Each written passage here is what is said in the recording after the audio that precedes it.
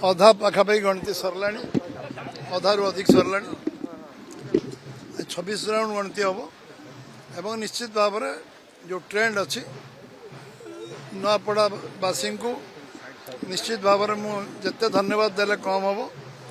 ସେମାନେ ନିଜେ ନିର୍ବାଚନକୁ ଲଢ଼ୁଥିଲେ,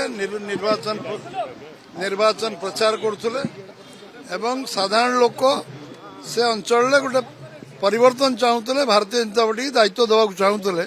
ଏଇଟା ସ୍ପଷ୍ଟ ଭାବରେ ଜଣାପଡ଼ୁଥିଲା। ତାର ଆଜି ପ୍ରତିଫଳନ ଭୋଟ ଗଣତିରୁ ଜଣାପଡ଼ୁଛି।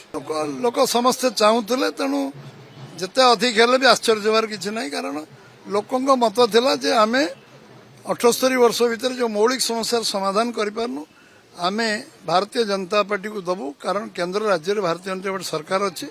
ଏ ଅଞ୍ଚଳରେ ଯେଉଁ କଥା ଆମେ ବିଜେପି କହିଥିଲା 17 ମାସ ହେଲା, ମୋଦି କହିଥିଲେ 11 ବର୍ଷ ହେଲା, ସବୁ କ୍ରିୟାନ୍ୱୟନ ହେଇଛି। ତେଣୁ ଲୋକଙ୍କର ବିଶ୍ୱାସ ବଢ଼ିଥିଲା ଏବଂ ଲୋକମାନେ ନିଜେ ଷ୍ଟାର ପ୍ରଚାରକ ହେଇକି ନିର୍ବାଚନରେ କାମ କରୁଥିଲେ, ପରିଶ୍ରମ କରୁଥିଲେ, ଲାଗିଥିଲେ।